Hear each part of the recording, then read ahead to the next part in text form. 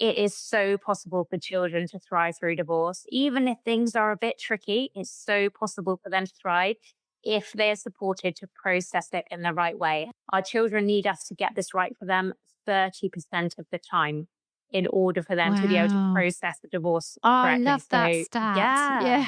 Yeah. Wow. That feels Mm. like a normal person stat. Yeah. Hope lives here, people. Hope lives here. Welcome to the Divorce Podcast, where we explore all aspects of ending relationships, separation, and parenting apart. If your marriage or partnership has ended, or you have friends and family who are separating, this podcast is for you. I'm Kate Daly, a relationship counsellor, divorce specialist, and co-founder of Amicable, the online legal service for separating couples. In each episode, we look at relationships and separation from different angles, including the emotional, legal, and social.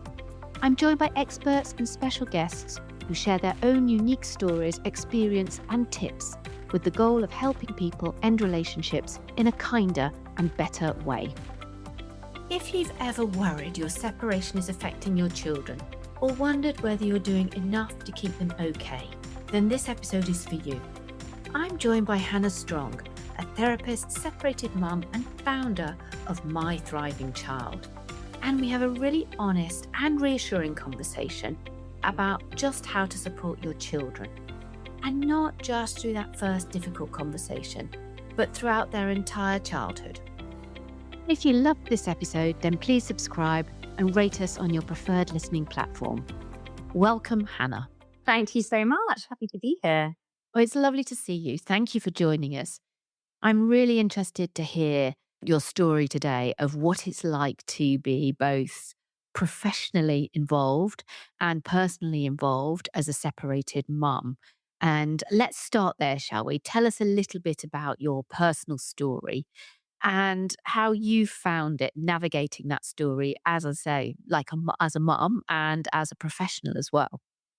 Yeah, it is still very hard, even if you're a professional. And even as a therapist, when it came to my divorce, I felt completely overwhelmed. I felt so terrified about how the divorce was going to affect the children, how I was going to make them okay throughout all of it. In fact, I'd say I was so acutely aware of how the research shows children are impacted by divorce that actually it, in many ways made me more fearful because I was very aware of that. And I worked with many children whose parents were going through that. So I had that acute awareness in my mind and I really wanted to support my children. But even with all the tools of the therapist, I didn't feel fully equipped. I didn't feel like I knew how. And I really had to feel like I knew how in order to feel grounded in myself. And I was reflecting before I jumped on the podcast today about my journey. And I remember those early days of the divorce before we told the children and how scary it felt and how scary that initial conversation can feel, how scary the road ahead and the uncertainty of all of it can feel, particularly around how the children will take it and how they'll process the divorce and how you'll answer all the big why questions that they're going to ask and how you'll make sure that you're composed and you're maintaining yourself and supporting them through it. And I remember one night I went into my son's room. He was sleeping because I often couldn't sleep because I felt so overwhelmed with anxiety. And I got up, went into his room, and he had his cover kind of pulled up right under his chin, and his face was shining out in the light that had these little glow lights on around his bed. And you know, your children always look the sweetest when they're sleeping. And I was in his room and I just looked at him in that moment and I was just so struck by his vulnerability and how reliant he was on me in making him okay in the situation. And I remember standing there in his room and just violently crying. But there was something that shifted for me in that moment. And I promised him that all of that research that links children who have divorced parents to them having low quality of well-being was not going to be his story. And I went back to bed, but I went back to bed with a fire in my stomach.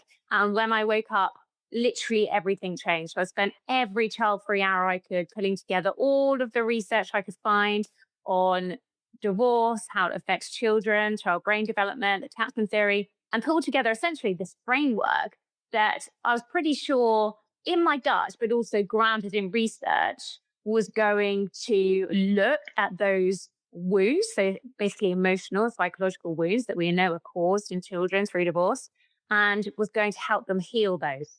And I went on this journey with my children that really helped them to process the divorce, why it happened, how it happened, help them understand that they're still securely attached to both their parents, which is so key in them feeling okay and them going on to have a happy childhood, but also have healthy relationships of their own in adulthood. And there's something that shifts for parents, I feel, that when you feel like you know what you're doing, you know what to do, you know when to do it, you know how to do it, you know how to answer those really difficult questions, you know what's going on in their tiny minds when they're not saying things, when they are saying things, what behavior means. That means you feel so much more grounded in yourself. I think that's such an interesting story because, I mean, I love what you say there about the difference between that standing almost like a rabbit in the headlights and being frightened, which I guess nearly every parent who's going through a divorce will have that same feeling. We know that, 40% of parents report that that's their biggest anxiety when they're going through a divorce. We've done lots of research, and that's one of the stats that we've pulled out.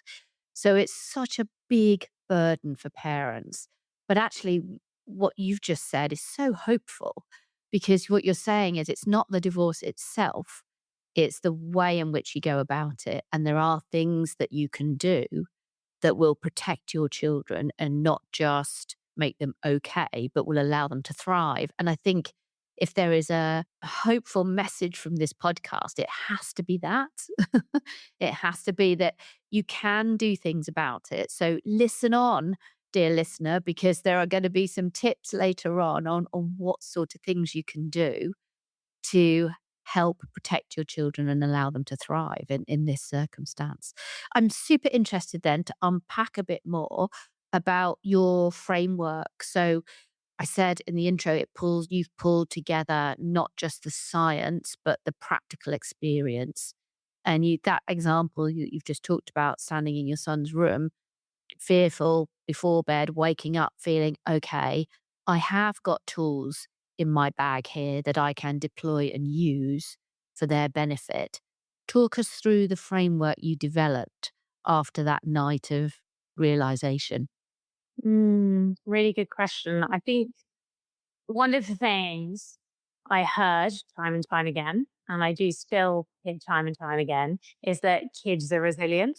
And that really was difficult for me to hear as a therapist, because if there was one thing I knew as a therapist, it's that children are not resilient. The research backs that they're not resilient. They are very good at coping, but this isn't resilience.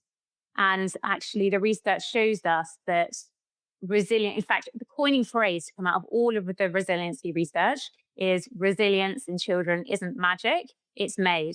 So, in other words, it isn't something that children innately possess. It's something that we cultivate in them as their parents to help them through difficult situations. And that's how resilience is built. And that was a key thing for me in the framework that I put into place with the children, that actually I couldn't rely on them being resilient and then coping and them being okay. So, what are the core, I guess, what we would call like wounding, like emotional wounding that is caused to a child? And one of the most foundational is to the attachment networks of the brain. So, children need to feel securely attached to their key attachment figures. So, let's say mum and dad. Um, but during divorce, they see their two key attachment figures who they believed were attached by love become unattached, or maybe attached by the family unit if it wasn't love.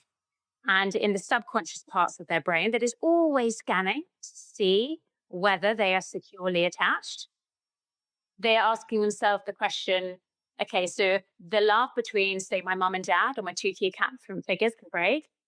What's attaching me to mum? What's attaching me to dad? Oh, that's love too. So if their love can break or change, could their love for me break or change? And that is something that children often can't verbalize because it's a very subconscious worry, but it does cause a lot of anxiety.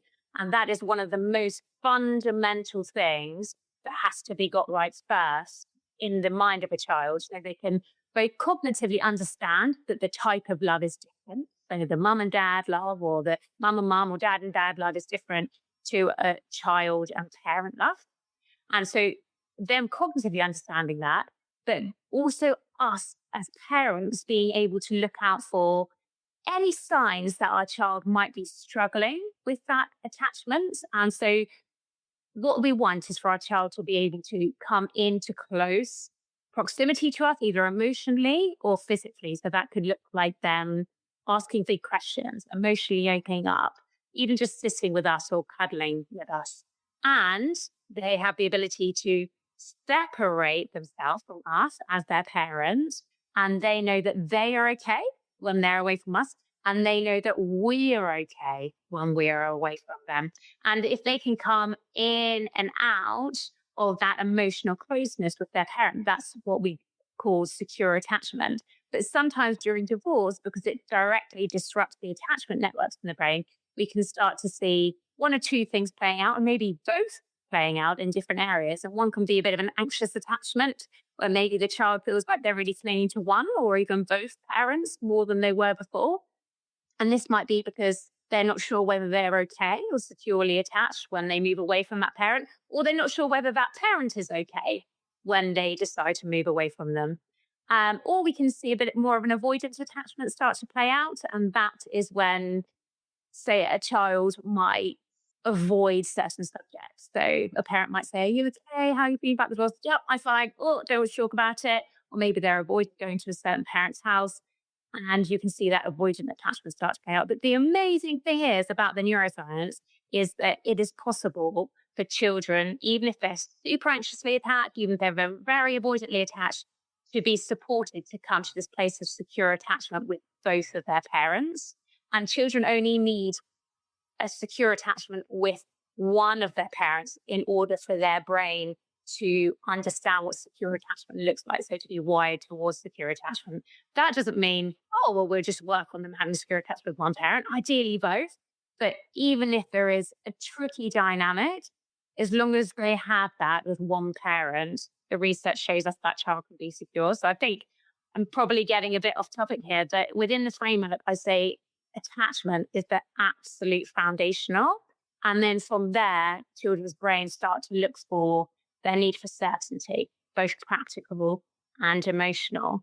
They look for their need for control. So they don't want to feel in control, but they want to feel a sense of control. So getting that level of control right, looking at their level of interconnectedness. So how connected am I to other adults in my life? So when things are changing with mum and dad, or with mum and mum, or dad and dad, that actually I've got other adults that are meaningfully involved in my life where things aren't changing, that provides that stability for me. So that's really interesting, isn't it? So I love the science of all of this because I think what the science does for us, because as parents going through a divorce, your overriding feeling is often guilt. And we know that people put off or stay in very unhealthy relationships for a disproportionate amount of time sometimes because they feel the guilt of leaving and the fear of what that's going to do to their children's stability and so on. So it's a very hopeful message that you're able to give if you can say to people, well, look, it's okay to leave, provided you leave in the right way. And to leave in the right way, these are the things you need to start to think about. And what you were just saying then, it's really interesting because often we start with some of the practical stuff, but actually what you're saying is getting that secure attachment piece right first really is the foundation and the bedrock of then deciding where people are going to live and how much time they're going to spend and who else is involved and all of that kind of stuff. What are some of the things that you think parents should be saying either to each other or the children to demonstrate or to encourage or to scaffold that secure attachment? What does that actually look like in practical terms, do you think, from your experience? Really good question, because sometimes you touched on making sure the divorce is left in the right way or a person leaves in the right way. But people listening might feel like, oh, well, that part's already happened and maybe it wasn't necessarily done in the right way. And actually, if you can get it right from the start, fantastic. But if you're in a place where it has been a bit tricky, the research shows that it is so possible for children to heal and ultimately thrive from these difficult situations. But it's really about us equipping ourselves as their parent to be able to do that. And it's really twofold, especially when it comes to attachment, like you mentioned. It's attachment is the attachment between two people. So if you imagine it almost like a string, an attachment between the parent and the child, for example, is like a string, and we want to make that string as secure as possible. That string is attached to two people, meaning that there needs to be work on both sides. So it's not just about us supporting our child in the best way and making sure that they've got everything they need and trying to manage everything around them. Yes, it is about that and helping them to process those things and having the right language and being able to spot when there are any kind of attachment questions bubbling to the surface and you think, oh, I know what that's about. But also, it's about us as their parent doing our work to notice any difficult attachment styles that are playing out for us. Perhaps we feel in ourselves very anxiously attached to our child, and we really feel like naturally, as a caring parent, we really want to look after them. We really want to make sure that they're okay. Maybe there might be something in us that actually, when they move away from us, say to the other parent's home, we might not feel okay in ourselves. And children do pick up on that. Or maybe your child is leaning in to ask big questions about the divorce or about the separation, and you don't quite know how to answer it in yourself. So you feel yourself pulling away and, yeah, oh, just mummy and daddy don't love each other anymore, but sometimes that happens. You'll know more when you're older. And, just kind of trying to brush it under the carpet because it feels really difficult if you haven't got processed language and feeling like you're putting it forward in a way that their little minds can understand and is age appropriate and is actually helping them to process it. So it's us as a parent noticing what we are bringing to that string and noticing what our child is bringing to that string. So a huge amount of it is awareness and having almost the education to know what we're looking out for with our child and the kind of things that they're asking that can give us little cues as to what's going on in their mind. And are there things that then to bolster that so that if we're looking at ourselves, we're looking at our child, what are the sort of key messages that make a child feel securely attached? How are we handling questions? What sort of narrative are we using in order to help them understand that we are not going anywhere? We will be with them forever. We will love them forever. Our love isn't like the love between mummy and daddy. It can't be broken. What sort of things are we saying? Mm. So there are the things that we're saying to our child, which tends to go into this prefrontal cortex, and that's kind of the rational thinking part of the brain, and that is really helpful. I encourage you to reassure your child that you will always be there for them, that other parent will always be there for them if that is the case, and use as much of that supportive language as possible. The difficult thing is that the attachment anxiety usually doesn't come from this rational place. Rationally, they probably know that you would never leave them. They probably know that you've been there for them every single day of their life. They rationally know this stuff, but it's coming from the subconscious parts of their brain. And this is a bit harder to talk to because the information that you're putting into this prefrontal cortex doesn't always kind of get back here. So, really, parents equipping themselves with the tools they can use to visually explains to children can really help it move from just this rational words that I'm taking on to I am now making sense of this in my mind. And a really important thing to keep in mind about children's brains is that they are essentially sense making machines. That's what their brains are. And at all times, their brain is trying to make sense of three things, that is, themselves, others, and then the world. How does the world work? How do relationships work? And divorce affects all three of these kind of sense making drives that they have in their head. And we actually have a whole very visual framework specifically to help children really deeply feel securely attached that I work through with clients, where we'll visually get them to map out all of their attachments, all of the different types of love. And this is then becomes the framework that parents can use throughout the child's life that they will continually refer to. And so it's really about parents being equipped with key frameworks that they can then use throughout the child's life to help them make sense of all this. And if a child's brain is supported to make sense of everything in the right way, that's a child that can thrive ultimately. Yeah. And I guess, I mean, in your experience, it feels like there's probably a gap between parents wanting to do the right thing. Obviously, as parents, that's naturally where you start, isn't it?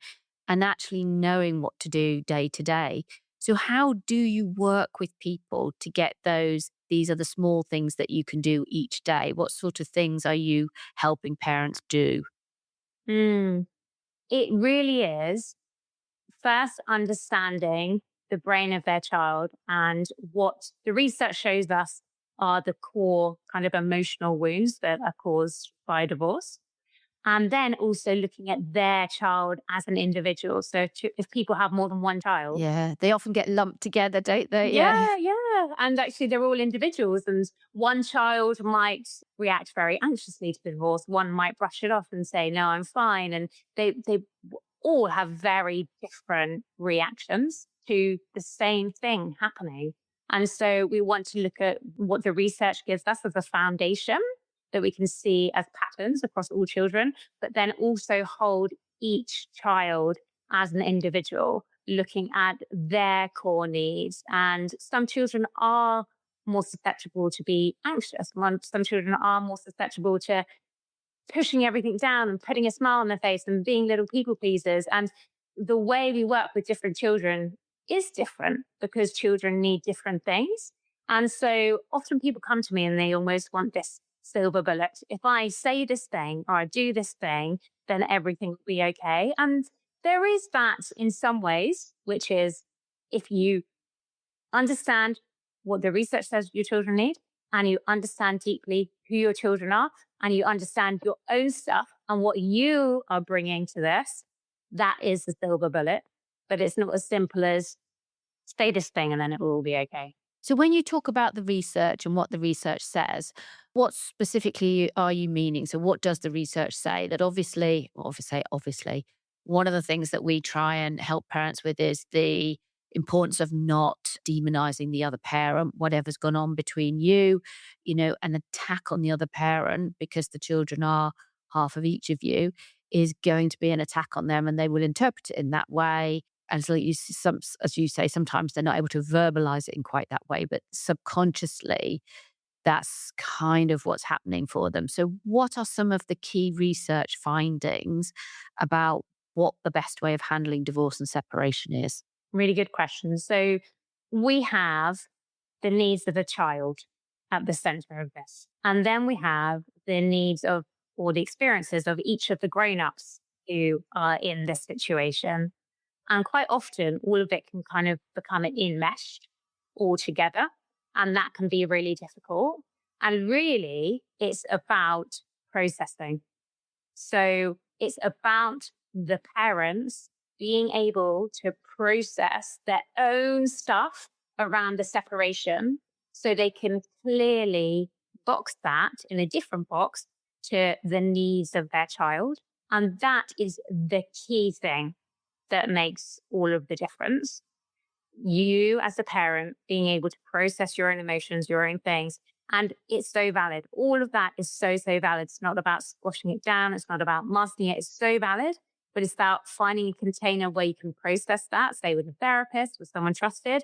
And separate to that, understanding what your child needs. And if you are aiming for your child to be a child that thrives mentally and emotionally, which I'm sure everyone listening to this is, it's about your child having the opportunity to be securely attached to both parents. That is the aim, for them to be securely attached to both parents. So let's just unpack that again, because I think this is really the key to all of this. A secure attachment in a child is built by doing what? A secure attachment is built by a child feeling like they can come in to emotional or physical closeness with a parent, and they feel like they can safely bring things up. They can safely explore what's going on in their emotional world. That parent can see what's going on in them and help them to make sense of what's going on in them. And it feels safe and okay for the child to do that. But it also feels safe and okay for the child to be separate from that parent for a period of time and know that they are safe and okay in themselves, whether that's going to school or whether that's going to their other parent's house, for example. And it can take some work depending on where your child is at to cultivate those two states. You might find that your child feels really okay with that closeness or finds that closeness tricky or find some areas of that closeness okay. So sitting next to me on the sofa and watching TV feels fine. But as soon as I ask questions about how they're feeling about having two homes, oh, no, don't like it, and they'll move away. And that's just your cues. The first stage is just awareness. I'm just going to hold in my awareness where my child might be at and whether they feel safe coming into emotional and physical closeness with me and whether they feel safe being separate from me for a period of time. And if there are any cues to show me that they're not feeling safe with one of those things, then me maybe getting some advice from a therapist to see how I can help my child work through this. So the only way is through. We're all familiar with a comfort zone, and our children will have their own comfort zone. There'll be things that they're very comfortable with, and there'll be things that they are very much not comfortable with. And when we talked about before building a resilient child, we want to keep our child in their comfort zone for a period of time. But also, we want them to be able to step out into what we call their stretch zone. So, this is where they feel stretched outside of what feels comfortable, but it doesn't feel overwhelming. So, outside of that, we then have their overwhelm zone. And children can tolerate going into their stretch zone if they know they can come back into their comfort zone for a period of time, regenerate energy, and then back out into that stretch zone again. And that's how we build resilience. Yeah. And Mhm. this is going to sound like a really bizarre example, but I'm going to say it anyway. So we've just moved house, and had the cat was in a cattery whilst we were moving house, and we had to reintroduce the cat to the house, and it was exactly that. We had to create this safe zone in a small room for the cat, and the cat sat in there with us. We all sat in the, in the room with the cat, and we opened the door when the cat got curious about the edge of the room and sort of started to try and look under the door. We opened the door, and then the cat would go out and stick her head out, and then she'd come back and want to be with us, and we'd do lots of praise and stroking and getting her in comfort again. And it's reminding me of this kind of thing. It's you've created the zone where there's cuddles, and it depends on the age and stage of the child, I guess. My teenage son probably doesn't want to have the cuddles. That's not Yeah, his the zone comfort zone anymore. could be separateness. You know, that I feel Yeah, comfortable yeah, when I'm in my room and I've got the door closed and I don't need to open up. And actually, the stretch yeah, zone for that child is being able to tolerate opening up a bit and then being yeah, able to retreat. exactly. Or sometimes for older kids, they appear to want to be separate, but they need to know that you're there. So often it's about being in the bedroom, but that doesn't mean you can go out all the time. They want to know that you're there and that you're doing your thing and your routine. And the routine that you create sometimes is what keeps them grounded and stable. So I think it's that balance, isn't it, of understanding the different ages and stages. But I like this idea that it's something that's very teachable, because I think there's so many negative messages about divorce. Sometimes the opposite thing happens where a whole bunch of, therapists and everything else get together and say, no, you can overcome divorce. People's outcomes can be exactly the same. And we sort of almost want to gloss over some of the hard work and the pain that is involved. So I think acknowledging that divorce can be very disruptive for children, but that's not the end of the story. And I Absolutely, guess, that's exactly it. Yeah. So it is so possible for children to thrive through divorce. Even if things are a bit tricky, it's so possible for them to thrive if they're supported to process it in the right way. And that bit does take work, and it takes the parent educating themselves and going through this process with their child. But that ultimately makes it possible for their child to thrive. yeah, and I think also that speaks to this idea that you pulled up earlier, which is, well, maybe there are people listening where it was a nightmare at the beginning and lots of wrong things were done and said. Well, hello, join the club. It doesn't mean you have to do everything perfect from the start. The whole point of looking at it from this perspective is that this is something that you can pick up even if you've had a really acrimonious divorce. You can still be picking this up at this point and helping to improve the emotional attachment of your children, whether they're living with you, not living with you, wherever they are, and whatever stage they're at. This is a work in progress. It's not something that has to be done perfectly from the outset. There are intervention points you can salvage. It's not possible to get it perfect. Even with the best will in the world, there will be things you'll miss, things you don't get quite right, things that you beat yourself up about when you go to bed because you think, oh, I feel like I didn't answer that question the right way, or I didn't see what they're actually trying to say there. And maybe I brushed them off, or I felt really emotional when they asked me that. So I kind of just shut down. That will happen. And again, bringing it back to the research, which is really reassuring, our children need us to get this right for them 30% of the time in order for them to be able to Wow. process the divorce Oh, I correctly. love that So, stat. yeah. Yeah. Yeah. Wow. That feels Mm. like a normal person stat. Yeah. Hope lives here, people. Hope lives here. 30% of the time. That feels very achievable, doesn't it, for probably lots of people? Yeah, 30% of the time. That's incredible. And I guess the other thing for me is, I mean, we talked about this a little bit before, didn't we? This idea sometimes that it's one conversation and then it's done. I think really needs a good old challenge here, doesn't it? Because we get a lot of people asking, how do you tell the children? And that's just one small part of it. We're not talking about having a single conversation. This isn't a one and done type situation. This is about creating habits and constant conversations and constant awareness, because divorce is a process, it's not an event. And it will last a very long time, won't it, for everybody involved, or forever? So it's about creating behavioral habits rather than learning to have a conversation that ticks all the boxes, as you say, and you say the right thing, and then, okay, we don't need to worry about it anymore. Speak to me a little bit about that. What's the journey from conversation one to conversation 100? I could not agree with you more. And the initial conversation that you will have with your child is a drop in the ocean. And yes, it's normal to take it seriously. It's normal to worry about it. But if you're at the place where you haven't had the conversation with them yet, there's lots of mental preparation work you can do with them, especially on those attachment networks of the brain. Because when a child is told something big is going to change in their life, what happens in their mind is their mind will try and make sense of it, because their mind is a sense making machine, and it will scan everything there is in their mind to try and make sense of this thing that's happening. And if you are able to put some foundational things there in place within the attachment networks of their brain, they're scanning and, oh, I find that, scanning and, oh, I find that. And that can really help. If you're already past that stage, that's okay. And the conversation, it's important, but remember, it is a drop in the ocean. The most important part to get right is the processing.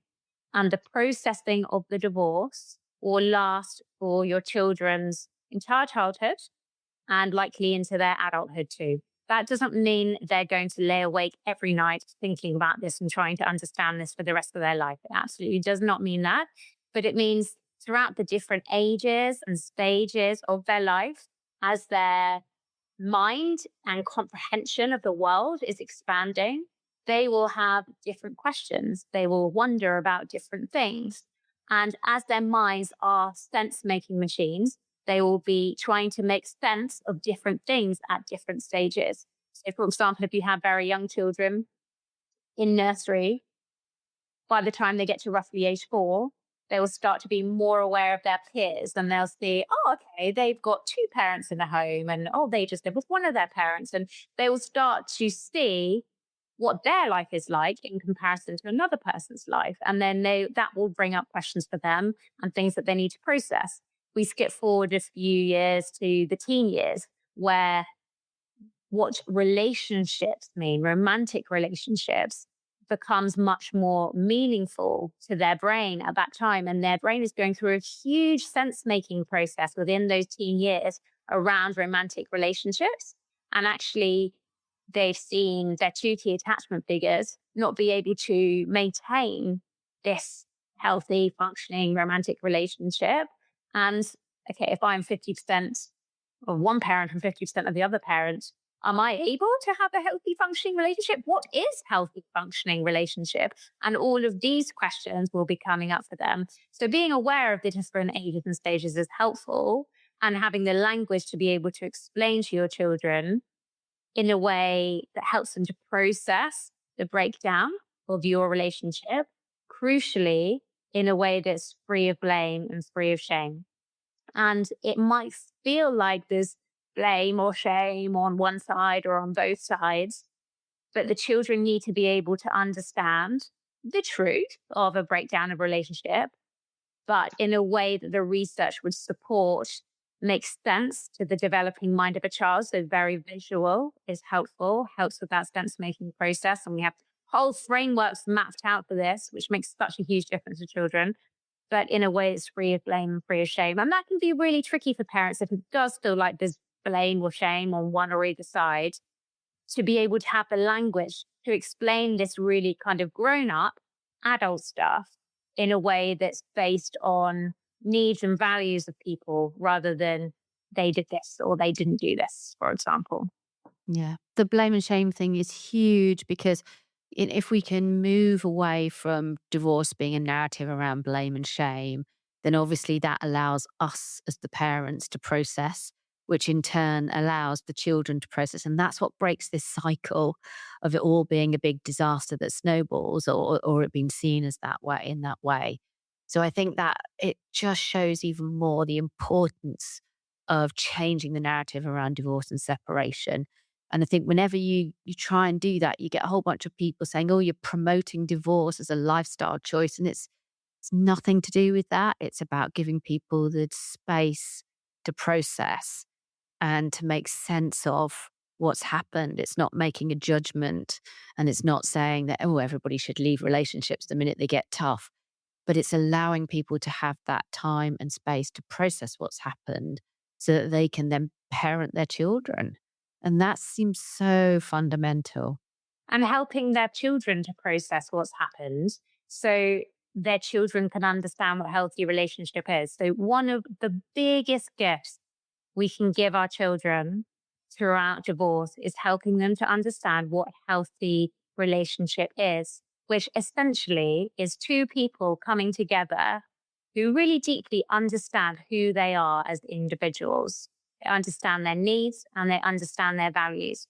And they have a shared space in the middle that they can find a way forward.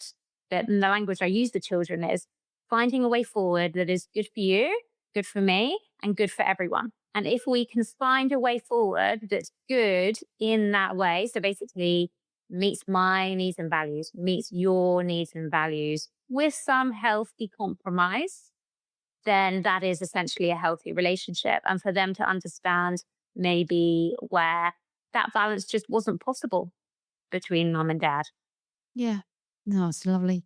In a moment, Hannah, I'm going to ask you to share some top tips for supporting your child through separation. But before that, if this episode has given you a bit of clarity or comfort, or just a tip that's made things feel a little bit more manageable, make sure to follow the Divorce Podcast on your favorite podcast app. Each week, we're here with expert advice and real support to help you through your separation one step at a time. So, Hannah, What are some of the most practical and actionable tips for a parent who wants to start to support their child right now if they're listening to this podcast? The two key things you can do to get your divorce right to your child is to focus on what is in your control and to do your work as a parent, to process your emotions, regulate yourself, and to be able to show up for your child in the way that you want to.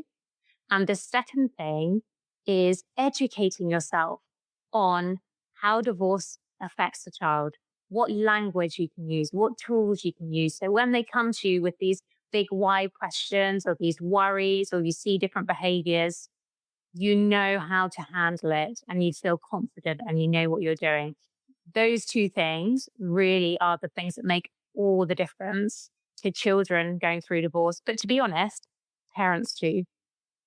Yeah, and it's weird, isn't it? Because that whole idea of kind of putting your own oxygen mask on first, we talk about it quite a bit, but people seem very reluctant to spend any time or money or energy on healing themselves. But actually, you're the instrument for your child, aren't you? So if you are in that really damaged and bad and awful dark place, it's going to be almost impossible for you to show up for your child in the right way. And the only way to overcome that, as you've said, is to do the work for yourself. And that might mean asking for some time and space from your ex if they're trying to rush you to the next stage, or there are lots of practical things to do. And it might be seeking out, as you said, the groups, the support, the professionals who can actually help you make sense of what's happened, to process the emotion.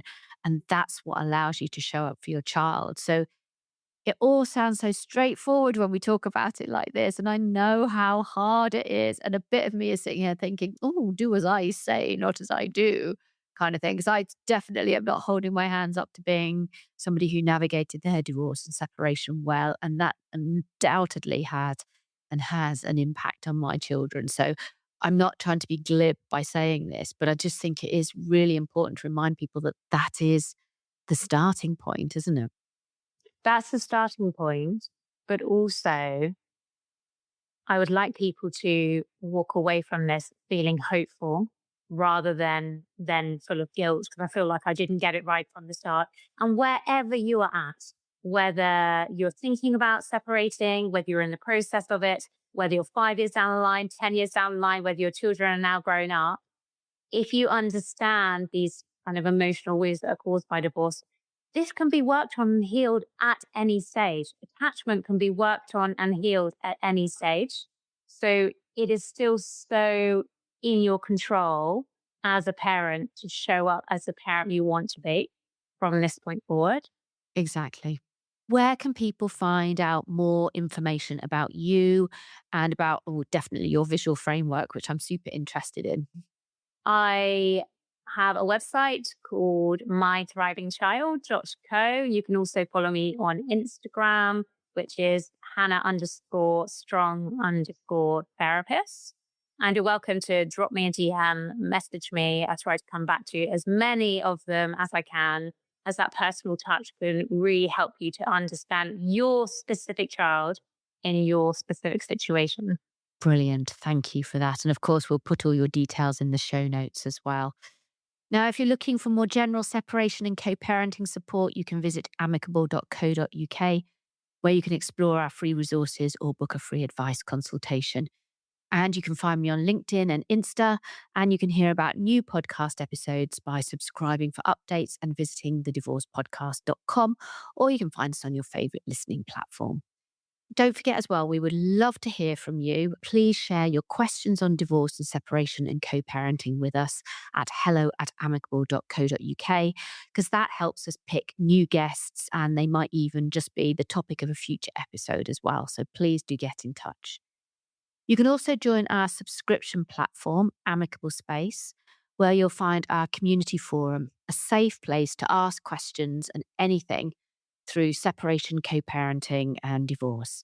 Members also get access to our monthly Q&A webinars and Amicable's divorce specialists, where you can ask your questions in real time. The link to sign up is in the episode description. Thank you, Hannah, for joining me, and thank you, everybody, for listening.